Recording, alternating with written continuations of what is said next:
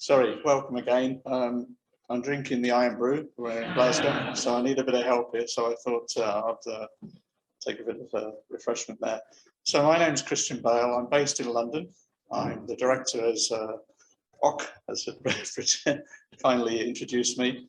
MOL Group is a international oil shipping company.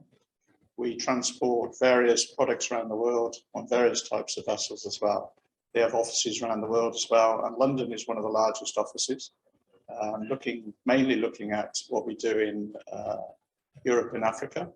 But we also, because of our technical and commercial capabilities, we also have a touching point in Houston and also South America as well. So that's how we're looking at it. This presentation I'm going to give you now is actually part of our investor presentation that we normally do, and it's about 80 slides long. So I'm not going to do 80 slides. So, okay, I've just taken out a few interesting slides just to give you a flavor of what MOL looks like. Okay, and that's where we are. We do have a website that you can look at, and I think you know how to use that, of course, and I won't go in there. And there's lots of information about MOL and the MOL group and the organization there and all their activities as well. So this is just to briefly give you a bit of a flavor of where we are going, okay? Right, a few facts and figures here. MOL, Mitsui OSK line. So we used to have an association with Mitsui Group. So you will see Mitsui in Japan as a trading organization. They have their finger everywhere around the world, I would say. We still have an association with Mitsui, but we are completely independent from Mitsui company. So people don't sometimes get mixed up with us.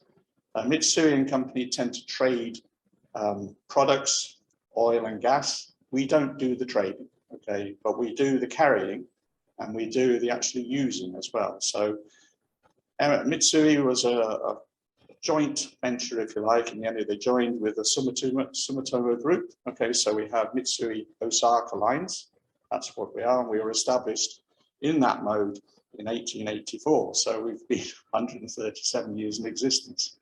Very conservative company, I would say. You know, we move slowly, but we're still here after 137 years. So that's a really good thing as well. 473 companies in our group, and it's increasing rapidly, I would say. Nearly 9,000 employees, again, rapidly increasing. Over 800 vessels, rapidly increasing again, okay? Everything you'll see in this presentation is in Japanese yen. Oh my God, what we're doing, the numbers are huge. Divide by, I think it is the 130, and then you get the rate to US dollars, but it's still big numbers, big numbers. Little bit of facts and figures here. Net income last year. This is all based on 2021. We've got next year coming out 2022, and I would say we've actually surpassed this for 2022. Would you believe? A lot of the income actually is coming from a very interesting source, which is the liner trade, which is container. And would you believe the liner trade over the years, not just MOL, but other companies as well, it's been at the bottom. You know, it's ridiculous. You're talking pence to take a box from America across the world, ridiculous. But now that's changed significantly because the demand, etc., has risen so greatly. Huge profits from this, from all the companies, not just MOL as well. So our balance sheet, our P&L is looking pretty good at the moment, okay? So you can roughly see, and you can see from the slides there, where our business is, where our money's coming from, and how we divide it up. Energy transport there, product transport, dry bulk, and associated companies as well. Quite a diverse organization. Where do we rank? Well, we're up at the top there. You know, we have another company, NYK, which is one of our biggest competitors, of course, a Japanese company. But we're there right behind Costco China, who's, well, it's an enormous company, actually. But you can see where we sit. Just again, just to give you some idea of what we're all about, we are a shipping company, so there's lots of ships and shipping around. So that's what it looks like in terms of numbers. Bulk carriers are still very high. I'll come on to the container ships. It looks very small, but actually I'll come on to that later. And then you have the LNG and FSRUs down the bottom there as well. We have representation around the world. And I think some of you heard me talking about this earlier. There's something very odd about this map, actually. You see Japan is in the center of the world. Usually if you see a map from England, you see England in the middle of the world. So it's just how people see it. It's a perception on life, where people see themselves in the world. So Japan is in the middle there. I work for a Japanese country, so it's right slap bang in the world there. But the point is we have representative offices all around the world, and we have many sub-offices as well to go with it. And there we are, country-wise, 40 countries there. We have great input in. We are heavily involved in Asia, lots of opportunity in South America now, lots of opportunity in Brazil now as they struggle for power. And also Africa is very high on our radar as well. We have the usual corporate messaging, if you like. Every year we have a rolling plan of our vision, values and mission statements, etc. One thing is very interesting nowadays with MOL in particular is that shipping is one part of life. Technically shipping, moving cargoes around the world, but also now to make projects work, we have to step ashore.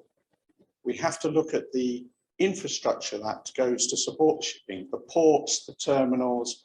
We have to invest in pipelines. We have to invest in power stations now. So now you'll see MOL, but certainly in my part of the world, LNG, oil and gas and offshore, we are actually putting money into the infrastructure in a country. So we will actually take part in the project, and we will provide the shipping, but we will be in the project as well, which is a very different way for a shipping company to look at things.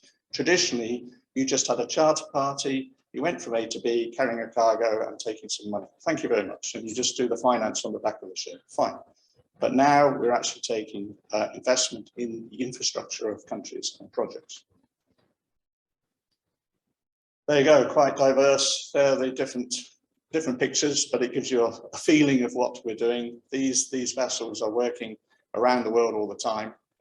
You'll see we work in terminals. We look at logistics as well, and you see right, interestingly, down there, and the technology is really high in MOL at the moment. So R&D work, technology, that sort of development work. Looking at the future, you see there that vessel with sails on. I'll come on to it a bit later. Maybe I'll talk a little bit differently if we meet downstairs as well. The sort of R&D work, the new technologies, the decarbonisation world, the emissions, the ammonias, the hydrogens, the wind wave and sun, solar and everything are very high on our list. This is very topical, I think, this slide. You'll see this is a very interesting, we developed a project in Yamal in Russia.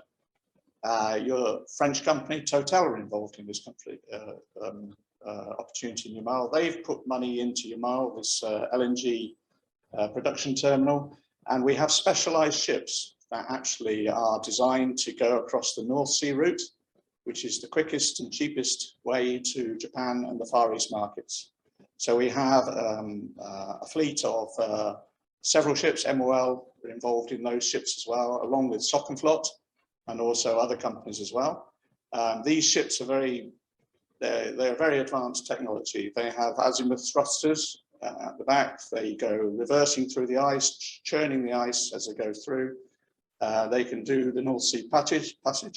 They can obviously go the other way, but they're less efficient. And we have another fleet for transshipment, etc., to take the products the other way as well. Interestingly, this is Russia. So it's very topical because now we have issues with sanctions, etc., going on. So industry now is going through a huge change because of the dilemma that this has caused. The markets, the trade and everything are changing rapidly. So shipping and oil and gas is really moving quickly. Day by day, something else happens. So very interesting, this sort of project. So we're moving into different types of business. Okay, we have floating production and storage units. These are oil production units. We have 11 of these now. Okay, we are dealing with these with a company called Modec. MODEC is a big, very large engineering company. We convert oil tankers, we put production units on them, etc. And we get involved in the equity and also the operational and maintenance of these things. A lot of them are down in Brazil, would you believe, down there. We are in floating storage and regas units. Very topical now because looking at diversifying the supply of gas into Europe, there are so many of these units being fixed. Germany, they've just fixed 4 of them. Italy, 1. France is going to do something. So this is very, very interesting. And in Greece, there's work there being done as well. So Europe is very sensitive on LNG at the moment. So those vessels, those FSRUs are very, very useful. We've moved into subsea support, and also we have an interest in a company here. Actually, it's Seajax. Seajax is based in Lowestoft, just up the road. So we have some equity in here. These vessels do wind farm installation. Very interesting, very specialized. They are jackups and everything. Very interesting technology. Again, we have the traditional very large oil carriers and sort of woodchip carriers, the bulk. These are specialized ships. We have FSRUs in the tanker fleet as well, just to give you a split. You can see from the slide where we're going with all that. We do LPGs, we do chemicals, etc. And then looking at the sort of value chain where all this fits in, if you like, you can see from the upstream to the midstream sector into the downstream what we're actually using this for. We actually have now a joint venture with a Turkish company where we do gas to power. So we have floating power ships. Interesting. We have an FSRU, pipelines, and we supply gas. Gas is brought in to the FSRU, offloaded, stored, regasified, sent to the power station, which is a floating power station. So this is all interesting technology as we move forward. Car carriers. That's a car carrier, would you believe? Very interesting. We have a lot of business with my car manufacturers, Toyota, Nissan, BMW, Jaguar, Vauxhall, not Vauxhall, Volvo, and all these big ones in Germany as well. Actually, the car carrier manufacturers dictate what we do on these ships. Very interesting, because they want emission-free, they want the lowest fuel, etc., etc. So the technology behind these car carriers is very interesting. So one such car carrier, we have solar panels all over her. So actually when she's in port, there are no emissions. Interesting. Now, this is another one. So MOL was founded on the liner trade, would you believe, carrying boxes around the world. And containerization kicked in only about, I don't know, 30 years ago, I'd say it was really taking off. Now it's the way forward. The box ships now, they used to be large, 4,000 TEU. Now these ships carry over 20,000 TEU. These are enormous ships. They are fuel guzzlers. So a lot of these large ships now are converting to LNG as a fuel. And what's happened over the years with the liner and the box industry, which is basically a door-to-door industry. Take a box, put it on a ship, send it around the world, and it ends up in your front door. You can move if you move from one side of the world to the other, your furniture will go in a box on these ships for sure. But these ships, years ago, the business was pretty rotten, and actually MOL had quite a few of these ships, and on our balance sheet, it didn't look so well. So the key here was to get it off the balance sheet. They created this Ocean Network Express, ONE, and MOL, NYK, and K-Line, as usual, Japanese companies will form a consortium, and off they went. This is turning out to be one of the most profitable moves we've ever made, actually, to be honest. So a lot of money coming from here. We do logistics, we do heavy lifts, etc., etc. We've even got passenger ships and ferries, would you believe? We have real estate. We have tugboats. We've gone into LNG bunkering, LNG as a fuel. We have LNG bunker ships in Rotterdam and in Marseille and also in Singapore as well. And also we look at technology to reduce fuel consumption, like these propeller caps We're looking at wind sails on ships, etc. A lot of new technology developments going on. We've actually ordered a vessel with sails on it. To man these ships on an operational side, we need a large amount of people. We need to train these people up. We have academies around the world, and this is our newest opened in the Philippines. We take a lot of Philippine crew. We have Philippine crew, and we have Philippine officers now. We have Philippine captains of ships now, which is marvelous.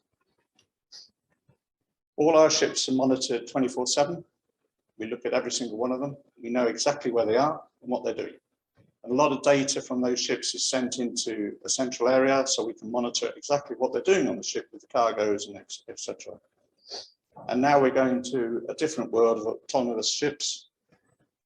This is a very interesting world. And MOL is there again in the research and development of these ships and different types. Training centers around the world. We have them in the Philippines, India. We have them in Russia as well, of course. We have Russian crew, and in Croatia as well. That is my presentation. Go on to it.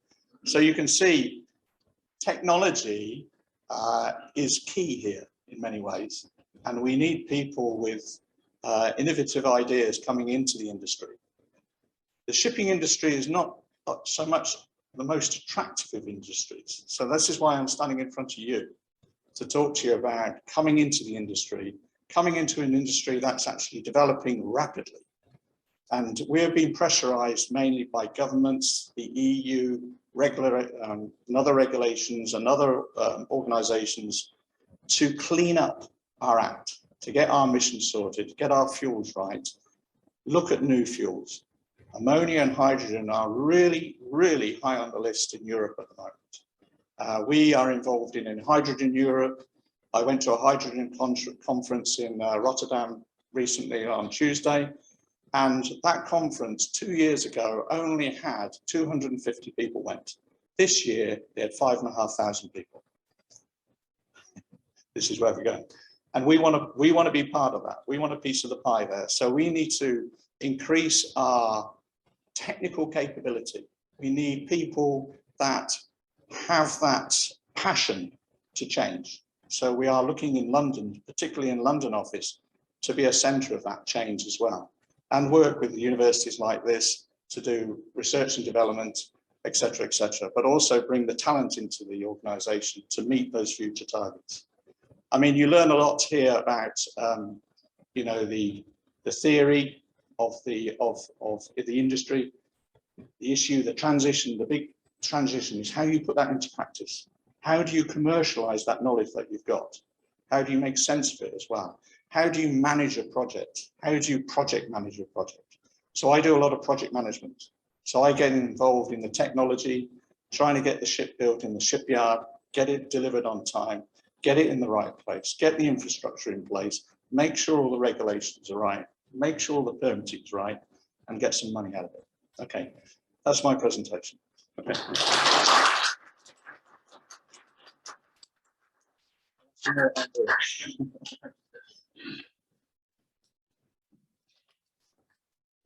Hello everyone, so I've already been introduced, but my name's Lawrence. I'm the HR business partner for MOL London. I'm going to follow on from Chris and just kind of give you more information about the graduate scheme itself. Chris has given you a lot of information about MOL, and you can see it's a very big organisation.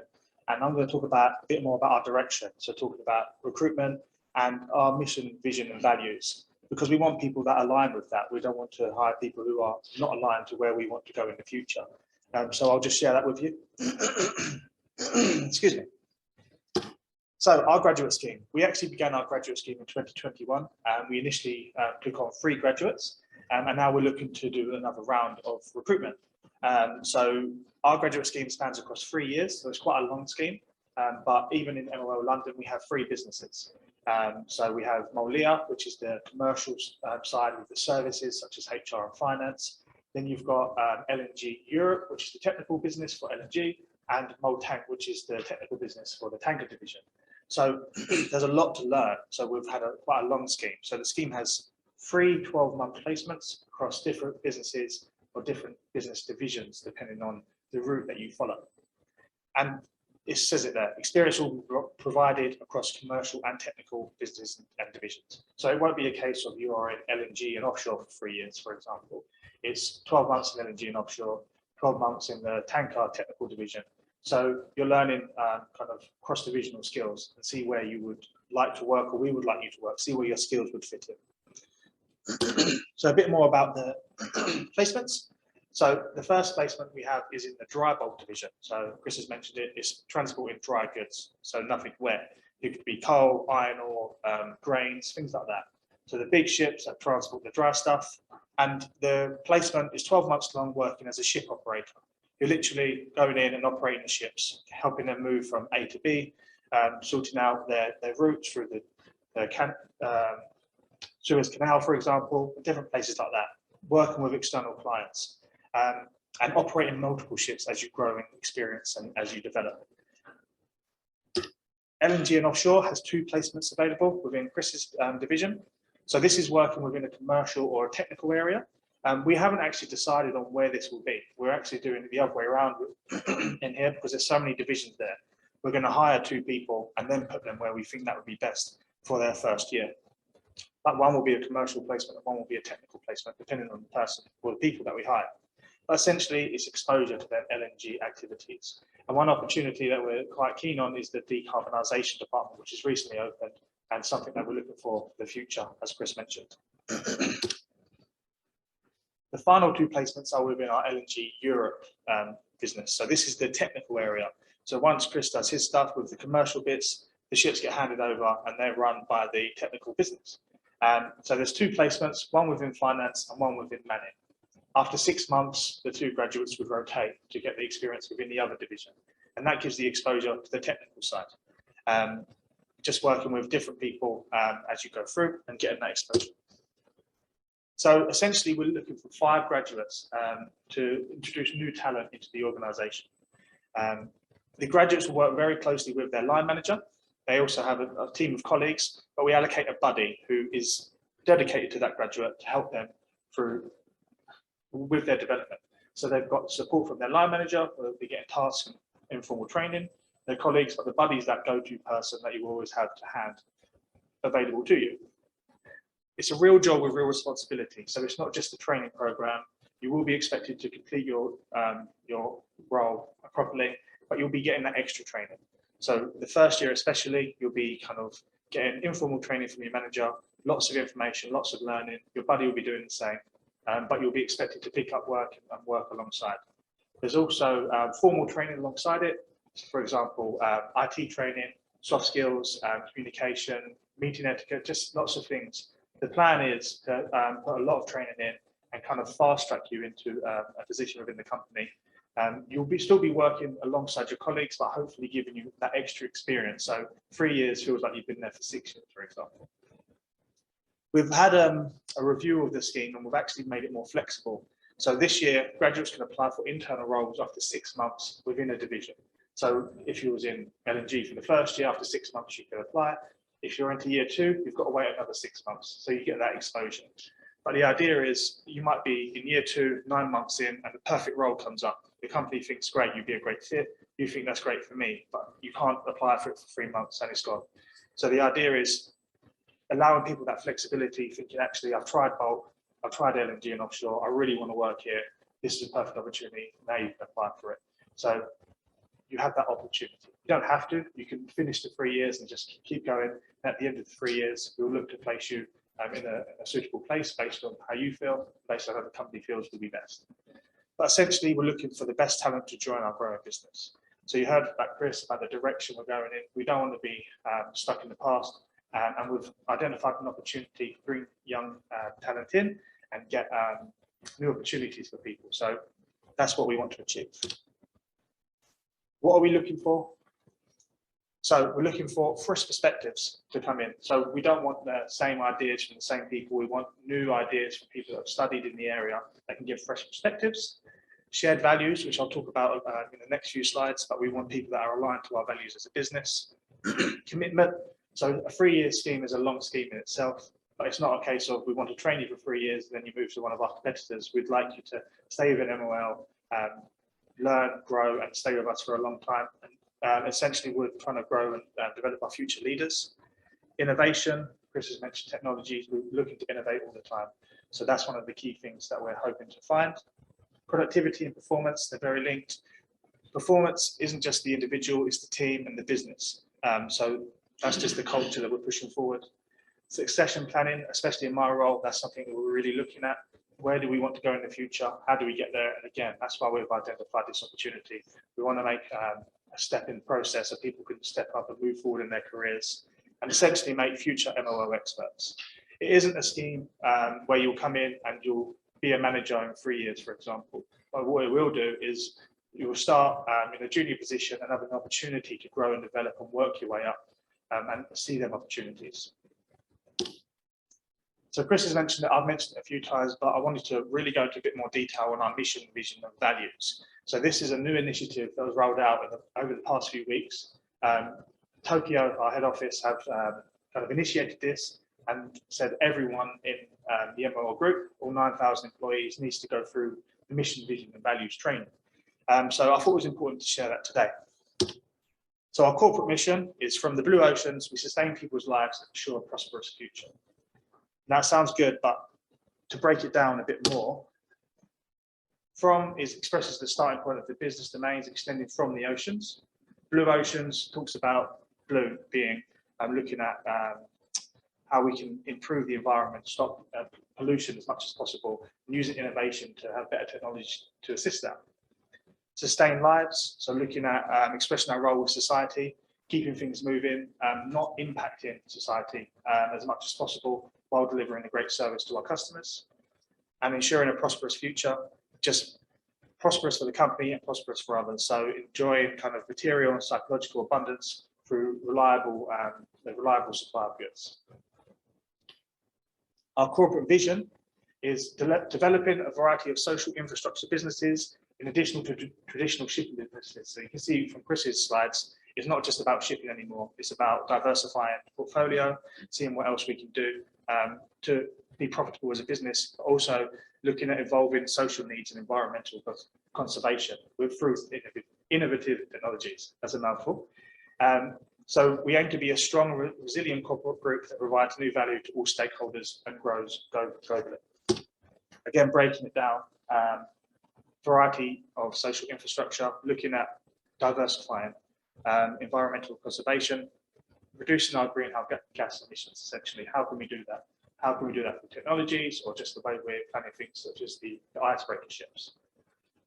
Technology, we're always looking at that, looking at research and development, and our stakeholders. That's anyone who's impacted by MOL, customers, people, employees, and then new value. So looking beyond traditional ocean shipping and enhancing our value by just improving our services moving forward. And finally, our values. So this used to be chart, but it's recently been updated to charts. So safety was added on at the end.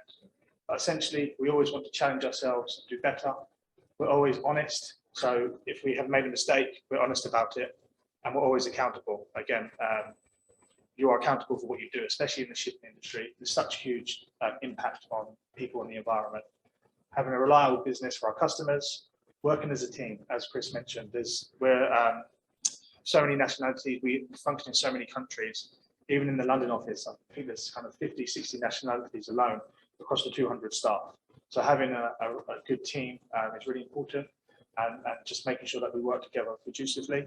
And safety, obviously, with any business is important, especially with shipping. That's why that's our new value. So if you are interested in the scheme, our recruitment process is quite rigorous. So you would apply online. I'll leave my contact details to be shared, but you would essentially, if you're interested, send me an email and I'll note down the information. When the application window is open next month, you can apply online. I'll send you the details how to do that. We have a recruitment portal. Then it would move on to the remote screening. So there would be psychometric testing, a video which needs to be sent in answering questions, and a Teams or Zoom interview with a few of our managers. If you're successful there, we'd ask you to come to London for an assessment day, where we bring in people and just assess them through the day. It could be presentations, discussions, debates, or a case study. And the successful buyer from there will be offered employment. The employment offer is flexible depending on degree. We don't want to say people have to start on a certain day. Depending on when your degree finishes, we can implement you into the business. So as I said, my email address is here, and I'll share that with everyone. If you are interested, send me an email. When the application window opens, I will send you the details on how to apply. Myself and Chris will now be happy to take any questions that anyone may have. Before we jump into the question and answers, could we give an example of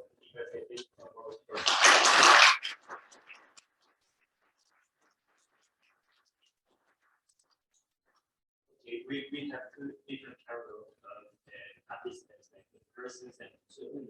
I think for this, I need to give them on Zoom some instructions.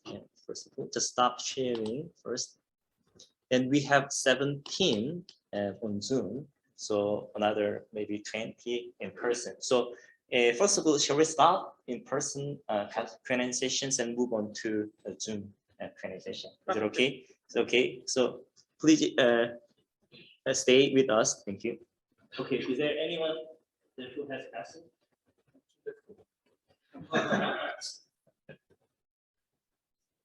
Yes, please. So my name is Sahil. So as an international student, the first question I'm facing when I'm applying for a job or my visa status. So what's the how MOL is considering the visa status of the applicant? Good question. So we would ask that anyone joining would join on a graduate visa. So that would be what they would be required to have as a minimum. And the graduate visa lasts for 2 years.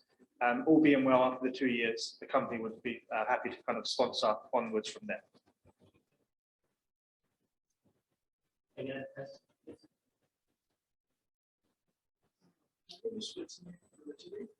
I actually have 2 questions.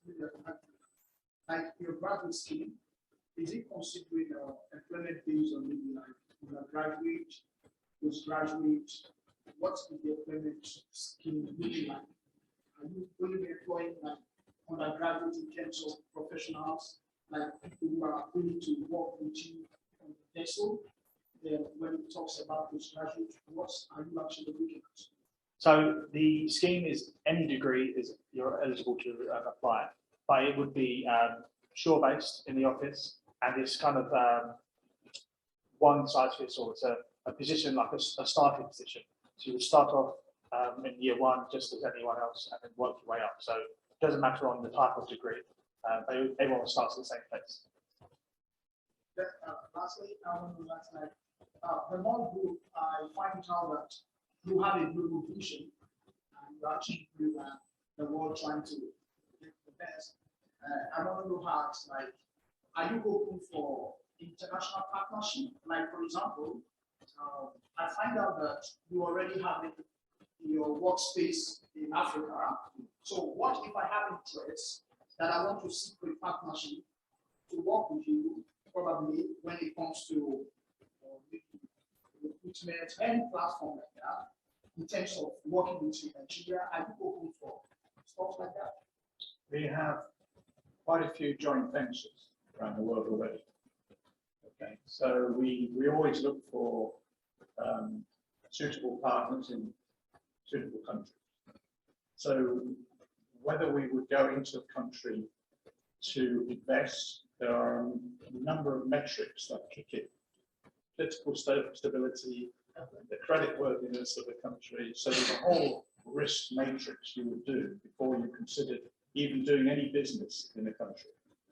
Then you would look at the joint venture in the country that you're going to do the business, whatever it was. But typically we would go into a joint venture situation if we were going to develop a shipping business. We have a joint venture in Oman. So basically we are joint ventures with the Omanis on the shipping side. So we have not a government-to-government situation, but we are basically partnering the Omani government to provide LNG services and LNG expertise and the assets to export their LNG products around the world. So Nigeria, we have JVs already in Nigeria, they're established. And we work in Nigeria quite a lot.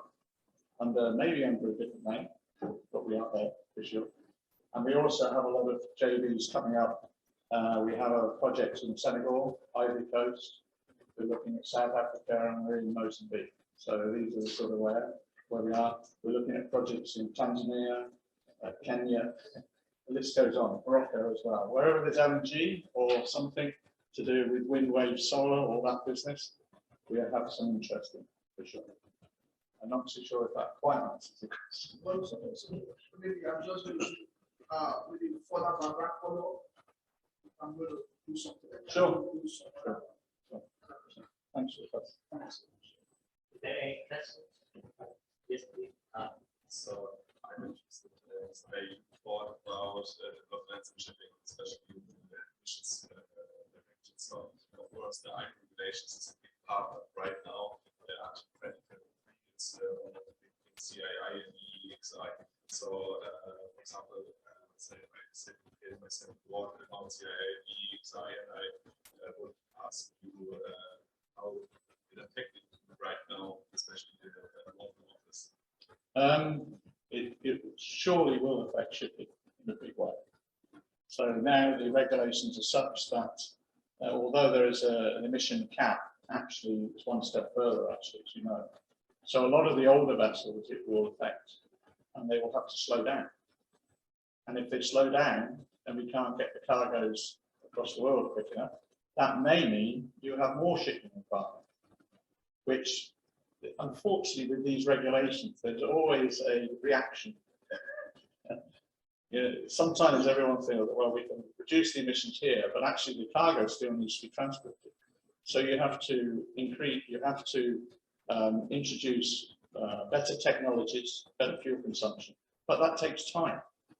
So unfortunately, a lot of things that happen, you know, maybe you shouldn't quote this here.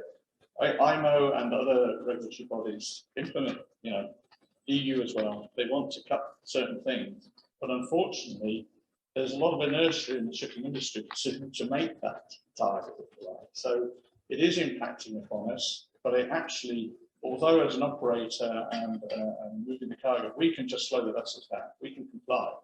We can comply, but that doesn't make it right, because the charterer or the organisation that's transporting the goods is crying, because they're not actually getting their cargoes around the world.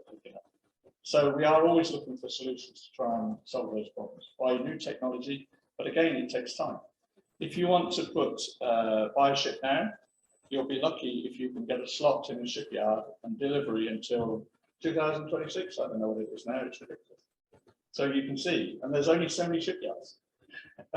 So to meet those requirements, and I don't know what the world's fleet is at the moment, maybe one of you guys will tell me, but it's thousands of ships, thousands of ships.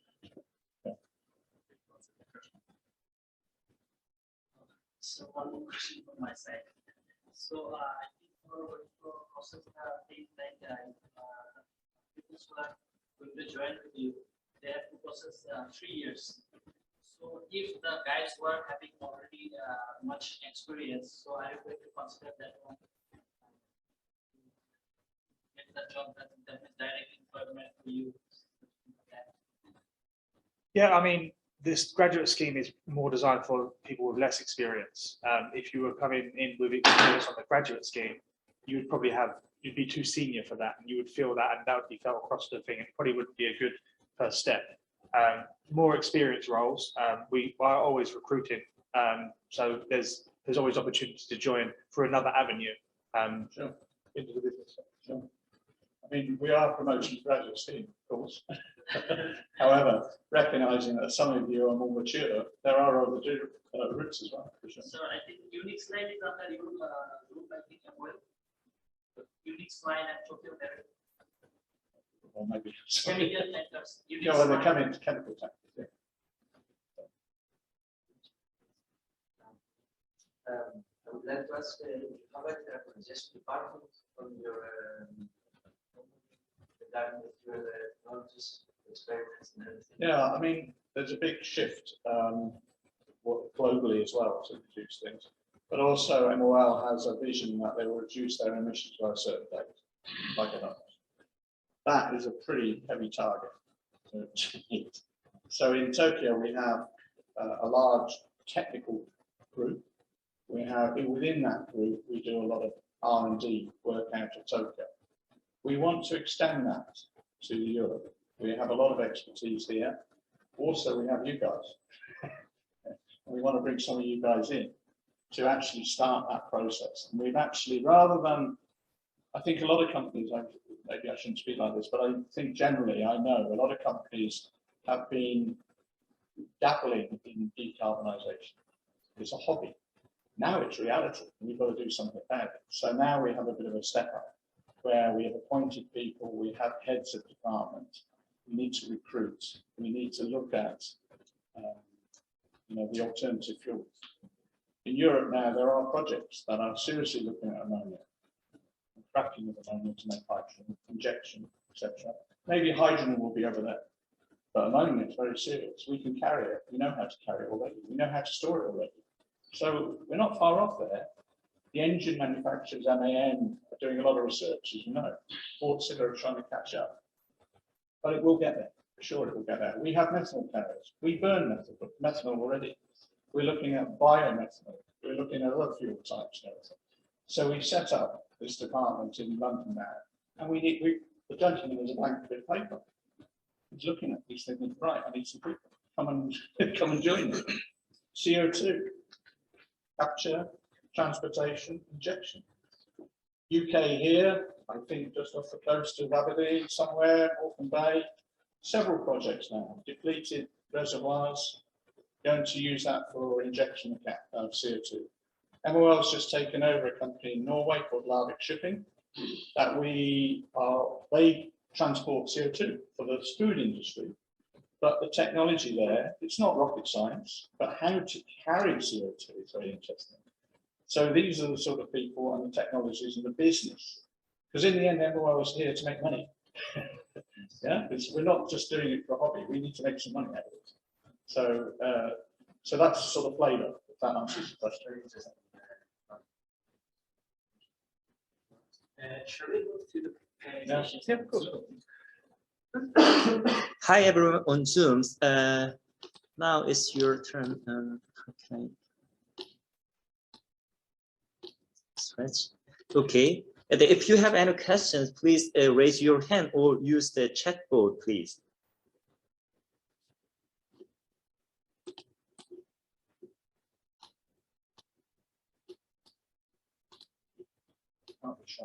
Shy.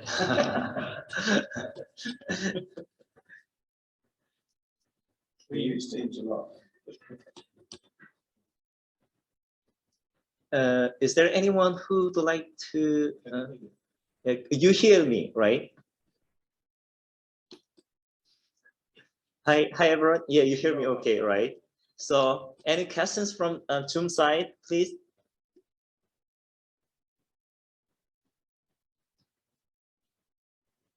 Okay, Thomas Day. Yes, please, Thomas. Hi there, good afternoon. It was just one short thing. I was wondering if you would mind sharing your email address again, Lawrence. After the presentation, that will be shared with everyone in attendance, so they'll come over. Perfect, thank you very much. Thank you. So the record, yes, yeah, I speak to more the speakers then who are really happy for me to share this record to everyone. So even I can use it for the social media, if you don't mind. Thank you very much. Okay, I will share. Okay, thank you. Yes, only so your question is answered now. Thank you. Any other questions? Hello everyone, can I ask you something? Yes, Giannis, please. Thank you for the presentation. I would like to ask, because you mentioned something about R&D. So is MOL Group thinking of investing in new R&D departments in Europe? We are looking at the UK and Europe as well. We are also talking to other organisations in Europe to do joint industry projects and also R&D work with some of the more academic facilities. Okay, thank you very much. Thank you. Any other questions?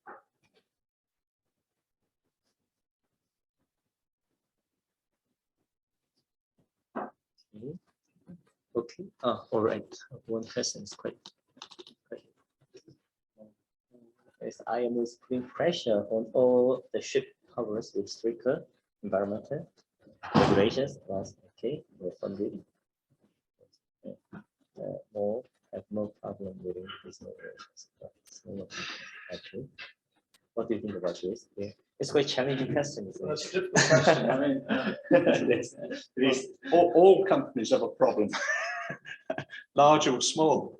I mean, just because we're a large company, it means we've got a bigger headache. A smaller company might be able to cope with it better. So, yes, a challenging question. I think MOL has each organisation, large and small, has a different way of approaching this in many ways. MOL, because it's a large company, cannot do something snap of the finger.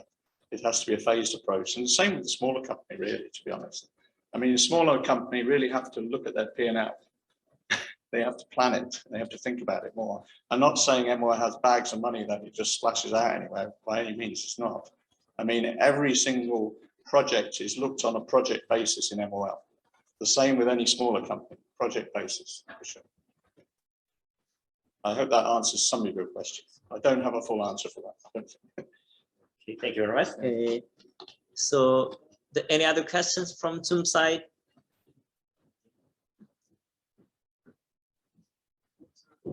Oh, yes. Go ahead. Because we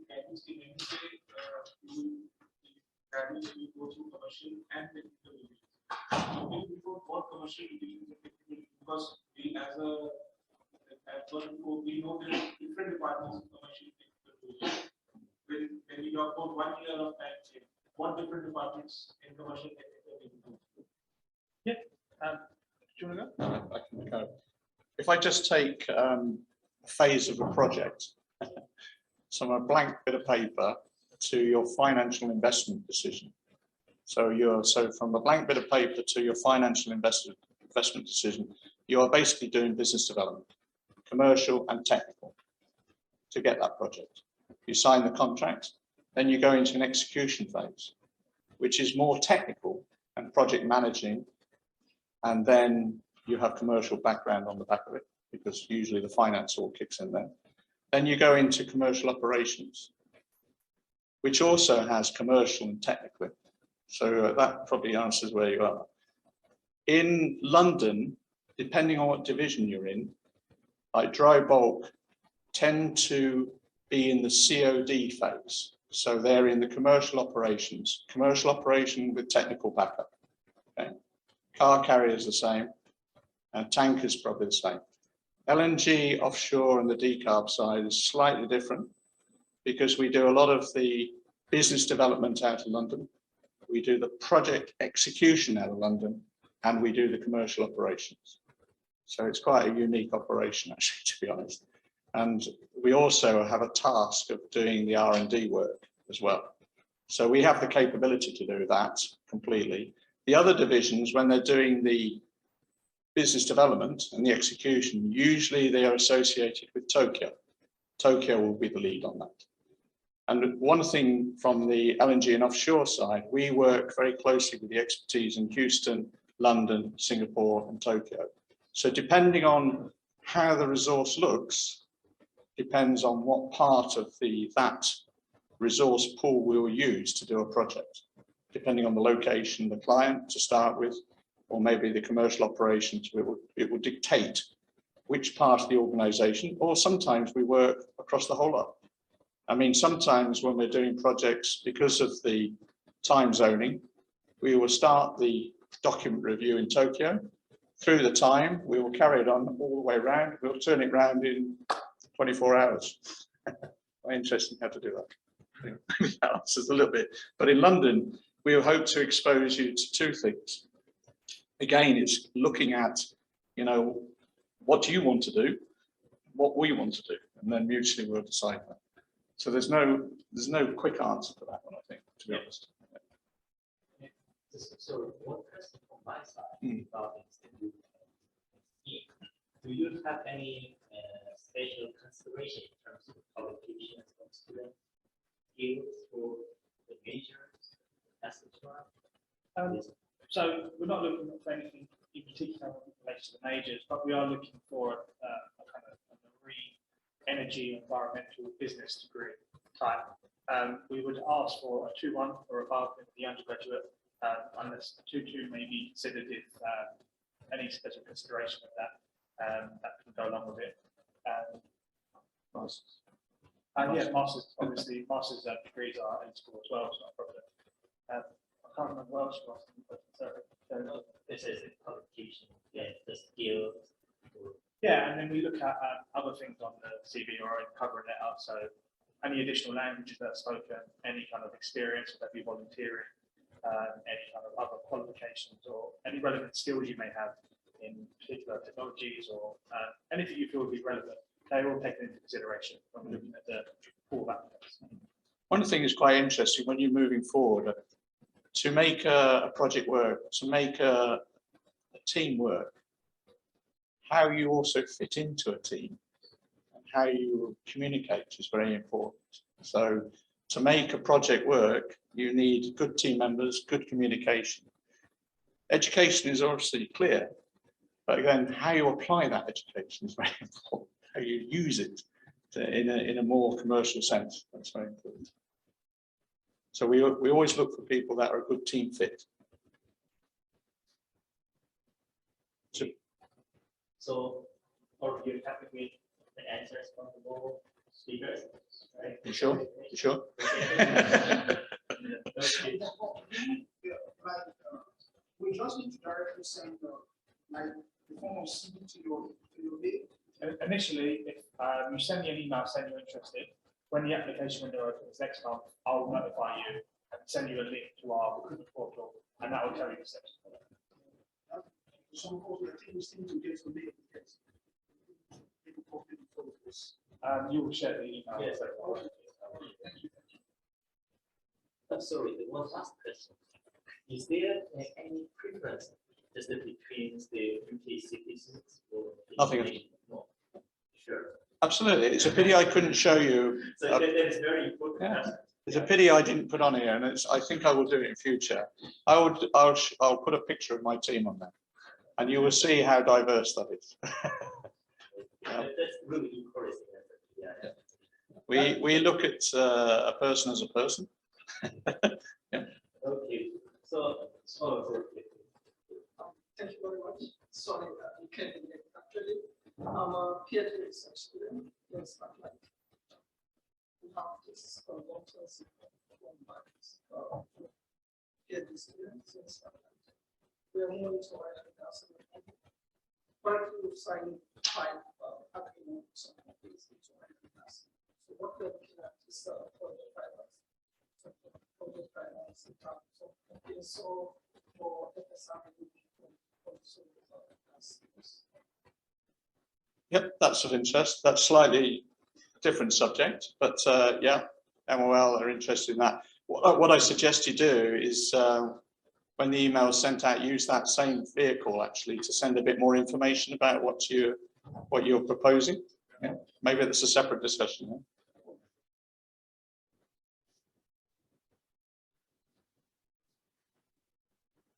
Any more questions? No more questions?